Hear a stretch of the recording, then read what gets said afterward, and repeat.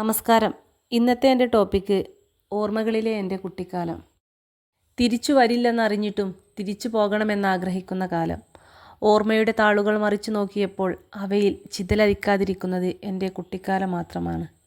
എത്ര സുന്ദരമായിരുന്നു അക്കാലം. വീട്ടിലെ രണ്ടാമത്തെ കുട്ടിക്ക് ഇത്തിരി കുരുത്തക്കേട് കൂടുതലുണ്ടാകുമെന്ന് എവിടെയോ കേൾവിയുണ്ട്. ഇതൊരു പക്ഷേ ഒരു വാമൊഴി മാത്രമല്ല കേട്ടോ. വീട്ടിലെ രണ്ടാമത്തെ കുട്ടിക്ക് ഇത്തിരി കുറുമ്പ് കൂടുതലായിരിക്കും. അതിനുള്ള ഉത്തമ ഉദാഹരണമാണ് ഈ ഞാൻ. എൻ്റെ മക്കൾ വികൃതി കാണിക്കുമ്പോൾ ഉമ്മച്ചി എപ്പോഴും പറയും, നിൻ്റെയല്ലേ മക്കൾ, തള്ളമാരെ വികൃതി കുറച്ചൊക്കെ മക്കൾക്കും കിട്ടും. സത്യമായിരിക്കും.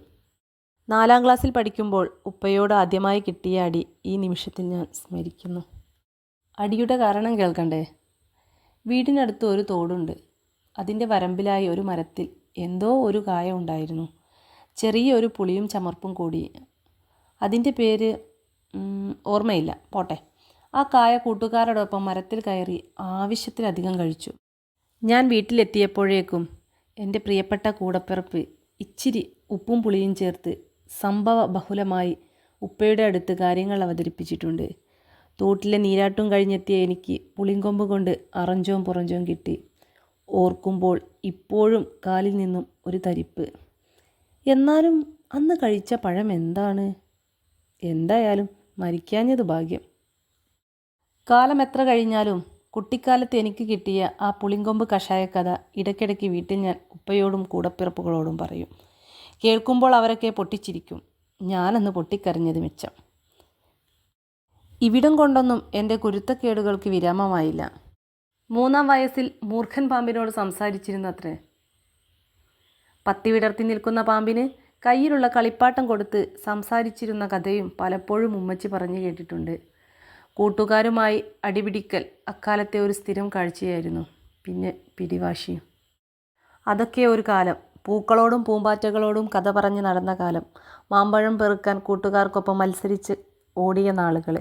കൊത്തങ്കല്ല് കളിക്കാൻ ഉരുളം കല്ലുകൾ തേടി നടന്നത്. പൊന്നാമയെ പിടിച്ച് കൂട്ടിലാക്കിയത്. മണ്ണപ്പം ചുട്ട് കളിച്ചത്. തുമ്പിയെ കൊണ്ട് കല്ലെടുപ്പിച്ചത്. ഗോട്ടി കളിച്ച് നടന്നത്. പമ്പരം കറക്കിയത്. എല്ലാം ഓർക്കുമ്പോൾ എത്ര സുന്ദരമായ നിമിഷങ്ങളാണ് കൊഴിഞ്ഞു പോയത്. തല മൂടിപ്പുതച്ച് കിടന്നാൽ പ്രേതം പിടിക്കില്ലെന്നും പഴത്തിൻ്റെ കുരു വിഴുങ്ങിയാൽ വയറ്റിൽ ചെടി വളരുമെന്ന് വിശ്വസിച്ചിരുന്ന നിഷ്കളങ്കമായ കുട്ടിക്കാലത്തിനുടമയാണ് നമ്മൾ.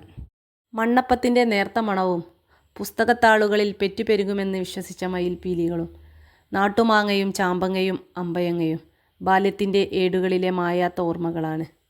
ചിരിക്കാൻ മാത്രം അറിയുന്ന, കളിച്ചുല്ലസിക്കുന്ന, ഉത്തരവാദിത്വം ഒട്ടുമില്ലാത്ത ആ സ്വർഗത്തിലേക്ക് ഒരു റിട്ടേൺ ടിക്കറ്റ് കിട്ടിയിരുന്നെങ്കിൽ ഒരു പക്ഷേ മനുഷ്യന് മരിക്കുന്നത് വരെ ഓർക്കാൻ കൊടുത്ത മനോഹരമായ കാലമായിരിക്കാം കുട്ടിക്കാലം. എൻ്റെ ആ മനോഹരമായ കുട്ടിക്കാലം ഒന്ന് തിരിച്ചു കിട്ടിയിരുന്നെങ്കിൽ. കുട്ടിക്കാലമാണ് നല്ലത്. പ്രണയത്തിൻ്റെ വേദനകളില്ലാതെ, വിരഹത്തിൻ്റെ നോവുകളില്ലാതെ, പ്രാരാബ്ദങ്ങളെ തോളിലേറ്റാതെ ആടിത്തിമിർത്ത കാലത്തെ തിരികെ വിളിക്കാനൊരു മോഹം. നിങ്ങൾക്കുമുണ്ടാവും ഇത്തരം കുട്ടിക്കാലത്തെ മനോഹരമായ ഓർമ്മകൾ. കമൻറ്റ് ചെയ്യണേ. ഇനിയും സബ്സ്ക്രൈബ് ചെയ്യാത്ത എൻ്റെ കൂട്ടുകാർ എൻ്റെ ചാനൽ സബ്സ്ക്രൈബ് ചെയ്യണേ. Thank you.